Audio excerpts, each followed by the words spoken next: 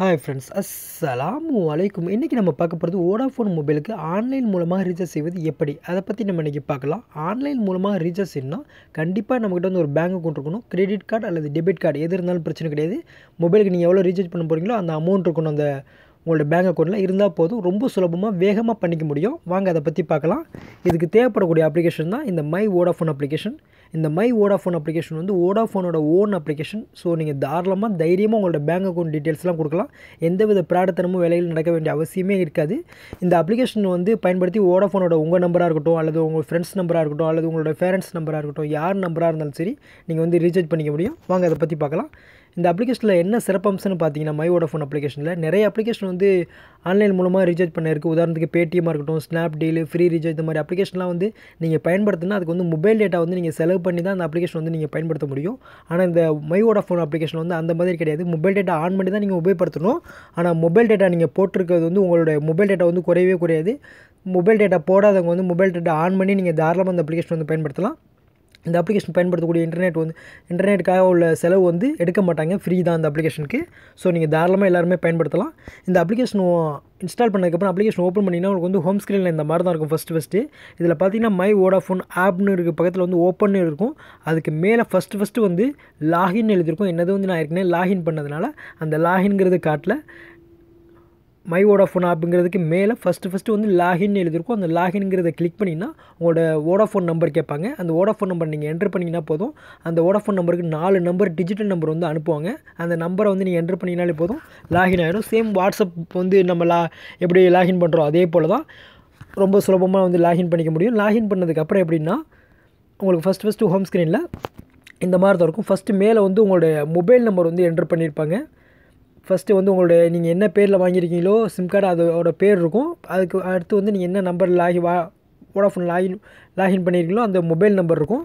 கீழே பார்த்தீங்கன்னா உங்கள் மொபைல் பேலன்ஸ் எவ்வளோ இருக்குது, அதே மாதிரி உங்களோட மொபைல் டேட்டா எவ்வளோ பேலன்ஸ் இருக்குது, இன்னும் நிறைய டீட்டெயில்ஸ் வந்து இந்த அப்ளிகேஷனில் வந்து பார்த்துக்க முடியும். உதாரணத்துக்கு வந்து நீங்கள் என்னென்ன பூஸ்ட் கார்டு போட்டிருக்கீங்க அந்த டீட்டெயில்ஸும் பார்த்துக்க முடியும். அதே போல் எவ்வளோக்கெல்லாம் நீங்கள் பர்ச்சேஸ் பண்ணியிருக்கீங்க, கடைசியாக உள்ள ஒரு 5 ட்ரான்சாக்ஷன் அதை பற்றியும் டீட்டெயில்ஸ் இருக்கும். அதே மாதிரி நீங்கள் யார்கிட்டலாம் கால் பேசுகிறீங்க, எத்தனை ஒரு லாஸ்ட் 5 கால் வந்து அந்த டீட்டெயில்ஸும் இருக்கும்.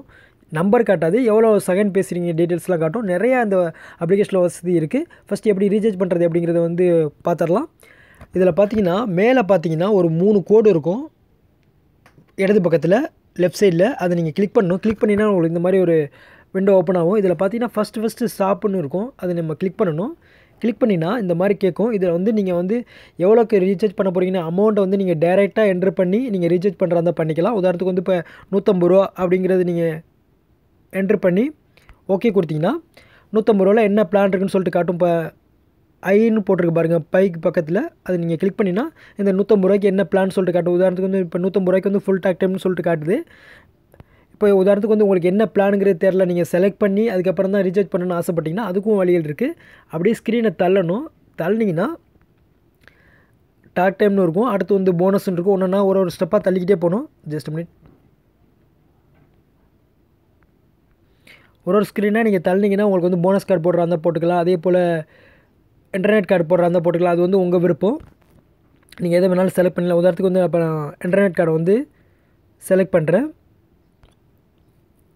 இதில் பாருங்கள் கீழே பார்த்தீங்கன்னா உங்கள் பேலன்ஸ், உங்கள் மொபைலில் இருக்கக்கூடிய பேலன்ஸை வந்து எடுத்துக்கவா, அல்லது நீங்கள் போய் ஆன்லைனில் போய் அதாவது உங்களோட பேங்க் அக்கௌண்ட் மூலமாக நீங்கள் பணம் கட்டுறீங்களான்னு கேட்குது.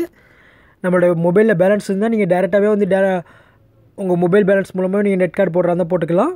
அல்லது நீங்கள் பேங்க் மூலமாக நீங்கள் பே பண்ணுறா இருந்தாலும் பண்ணிக்கலாம். இப்போ நான் உதாரணத்துக்கு வந்து பேங்க் வெப்சைட்டில் போய் நான் இப்போ பே பண்ண போகிறேன். கொஞ்சம் நேரம் வந்து லோடிங் ஆகிற வரை வெயிட் பண்ணணும். இந்த பேக் பட்டனை அழுத்தக்கூடாது. ஏன்னா பேங்க் இதில் வந்து சப்போஸ் ஏதாவது மிஸ்டேக் ஆச்சுன்னா நம்மளோட பைசா வீணாக போயிடும். கொஞ்சம் நேரம் வெயிட் பண்ணியே தான் எல்லாமே இது வந்து பார்க்கணும். இப்போ டெபிட் கார்டுங்கிறது கிளிக் பண்ணுறேன். First 1 second. இதில் வந்து உங்கள்கிட்ட கிரெடிட் கார்டு இருந்தால் நீங்கள் கிரெடிட் கார்டு செலக்ட் பண்ணிக்கலாம். டெபிட் கார்டு இருந்தால் டெபிட் கார்டு செலக்ட் பண்ணிக்கலாம். நான் வந்து என்கிட்ட டெபிட் கார்டு இருக்கிறதுனால நான் டெபிட் கார்டு வந்து செலக்ட் பண்ணுறேன். செலக்ட் பண்ணதுக்கப்புறம் இதில் பார்த்தீங்கன்னா ஃபஸ்ட்டு வந்து உங்களோட ஏடிஎம் கார்டோட நம்பர் வந்து என்ட்ரு பண்ணணும். அக்கௌண்ட் நம்பர் கிடையாது, ஏடிஎம் கார்டு. நீங்கள் ஏடிஎம் கார்டு வச்சுருப்பீங்களா, அந்த ஏடிஎம் கார்டோட நம்பர் என்ட்ரு பண்ணணும். இதில் வந்து பேஸ்ட் பண்ணுற வசதி இருக்காது. நீங்கள் நம்பர் ட்ரை பண்ணுற மாதிரி தான் இருக்கும். நம்பர் டைப் பண்ணிங்க. 1 செகண்ட்.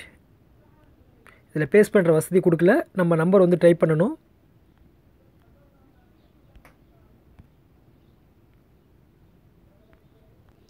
ஃபஸ்ட்டு உங்களோட அக்கௌண்ட் நம்பர் உங்களோட ஏடிஎம் கார்டு நம்பர் எழுதினதுக்கப்புறம் கீழே பார்த்தீங்கன்னா அந்த ஏடிஎம் கார்டோட எக்ஸ்பைரி என்னங்கிறதை அதையும் நம்ம செலக்ட் பண்ணணும். மந்த்துங்கிறத கிளிக் பண்ணி என்ன மந்த்தோ அந்த மந்த்தை வந்து செலக்ட் பண்ணணும். இப்போ நான் வந்து ஜனவரி செலக்ட் பண்ணுறேன். எத்தனை வருஷமோ அந்த வருஷத்தையும் செலக்ட் பண்ணணும். இது எல்லாமே அந்த ஏடிஎம்லேயே டீட்டெயில்ஸ் இருக்கும், அந்த எக்ஸ்பைரி என்னங்கிறதெல்லாம். அடுத்து சிவிவி நம்பர்னு சொல்லிட்டு கேட்கும். அது சிவிவி நம்பர் என்னென்னா, உங்கள் ஏடிஎம் கார்டோட பேக் சைடில் பார்த்தீங்கன்னா ஒரு நம்ம உதாரணத்துக்கு வந்து நம்ம மொபைல் ரீசார்ஜ் பண்ணுற கார்டு எப்படி சுரண்டுற மாதிரி இருக்கும், அந்த சுரண்டுற மாதிரி உள்ளது கடைசி பக்கத்தில் பார்த்தீங்கன்னா ஏடிஎம் கார்டில் ஒரு 3 நம்பர் எழுதியிருக்கும். அதுதான் சிவிவி நம்பரு. நான் என்னோடய சிவிவி நம்பரை வந்து என்ட்ரு பண்ணுறேன். உங்களுக்கும் கண்டிப்பாக அந்த ஏடிஎம் கார்டோட பேக் சைடில் அந்த சுரண்டுற மாதிரி உள்ளது பக்கத்தில் கடைசியாக ஒரு ஒயிட் கலரில் ஒரு சின்னொன்று கேப் இருக்கும். அந்த கேப்பில் வந்து 3 நம்பர் எழுதியிருப்பாங்க. எழுதினதுக்கப்புறம் கீழே வந்து என்ன பேரோ அந்த பேரை வந்து கரெக்டாக அதில் இருக்க மாதிரி பேர் எழுதிடணும்.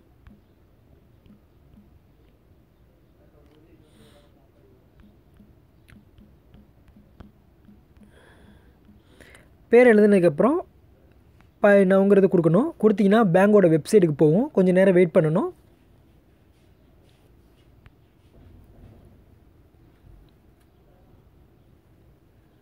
ஒன் செகண்ட் லோடே ஆகட்டும். லோடிங் ஆகி முடிச்சதுக்கப்புறம் இப்படி தான் வரும். இதில் பார்த்தீங்கன்னா நீங்கள் பேங்க்கில் என்ன நம்பர் உங்கள் மொபைல் நம்பர் கொடுத்துருக்கீங்களோ அந்த மொபைல் நம்பருக்கு வந்து ஒரு 4 வெரிஃபிகேஷன் நம்பர் வந்து அனுப்பியிருப்பாங்க. அந்த நம்பரை வந்து நீங்கள் இந்த ஓடிபிங்கிறத என்ட்ரு பண்ணினாலே போதும். இந்த ₹254 உங்கள் பேங்க் அக்கௌண்ட்டில் வந்து மொபைலுக்கு வந்து வோடாஃபோனுக்கு போயிடும். வோடாஃபோன் வந்து நமக்கு வந்து ரீசார்ஜ் பண்ணி விட்ருவாங்க. ரொம்ப சிம்பிள் தான். ஆனால் இதில் கண்டிப்பாக என்னென்னா உங்கள் பேங்க் அக்கௌண்ட் ஓப்பன் பண்ணும்போது உங்களோட மொபைல் நம்பர் வந்து நீங்கள் கண்டிப்பாக கொடுத்துருக்கணும். சப்போஸ் உங்களுக்கு மொபைல் நம்பருக்கு வந்து வெரிஃபிகேஷன் கோடு போகலைன்னா என்ன பண்ணுறீங்கன்னா, இந்த மேலே பார்த்தீங்கன்னா கிளிக் ஹியர் டு ஜெனரேட் ஓடிபின்னு சொல்லிட்டு இருக்கும். மொபைல் நம்பருக்கு பக்கத்தில் இன்னொரு தடவை நீங்கள் அந்த மொபைலுக்கே சப்போஸ் மெசேஜ் போகலன்னா இன்னொரு தடவை வந்து நீங்கள் இந்த கிளிக் ஹியர் டு ஜெனரேட் ஓடிபிங்கிறத கிளிக் பண்ணிங்கன்னா அந்த மொபைலுக்கு வந்து மெசேஜ் போகும். சப்போஸ் வரலைன்னா இன்னொரு தடவை நீங்கள் அதை வந்து ட்ரை பண்ணி பார்க்கலாம். இந்த ஓடிபி என்ட்ரு பண்ணுறதுக்கு வந்து வெறும் 5 நிமிஷம் தான் டைம் கொடுத்துருப்பாங்க. அந்த 5 நிமிஷத்துக்குள்ளே வந்து நம்ம கண்டிப்பாக வந்து என்ட்ரு பண்ணிடணும் கூட. அப்படி 5 நிமிஷத்துக்கு மேலே ஆகிடுச்சுன்னா இந்த இது வந்து லாக் அவுட் ஆகிடும். மறுபடியும் நீங்கள் உங்களோட ஏடிஎம் நம்பரை என்ட்ரு பண்ணணும். அதே மாதிரி எக்ஸ்பைரி என்ட்ரு பண்ணணும். அதே மாதிரி சிவிவி நம்பரை என்ட்ரு பண்ணி மறுபடியும் பேங்க் பேஜுக்கு வந்து அதுக்கப்புறம் தான் நீங்கள் வந்து ஓடிபி என்ட்ரு பண்ணுற மாதிரி இருக்கும். 5 நிமிஷம் தான் டைம் கொடுத்துருப்பாங்க இந்த பேங்க் வெப்சைட்டில். சரிங்களா? இப்போ இது வந்து நிறைய பேருக்கு தெரிஞ்சிருக்கலாம், சில பேருக்கு தெரியாமல் இருக்கலாம். தெரியாதவங்க வந்து இந்த வீடியோ வந்து மற்றவங்களுக்கு ஷேர் பண்ணி விடுங்க. தெரிஞ்சவங்க வந்து யூஸ் பண்ணிங்க. ஓகேவா? Okay bye. தேங்க்ஸ் ஃபார் வாட்சிங். மறக்காமல் நம்மளோட A to Z Andhra ticket application download பண்ணிங்க. ஓகேவா? Okay bye. தேங்க்ஸ் ஃபார் வாட்சிங்.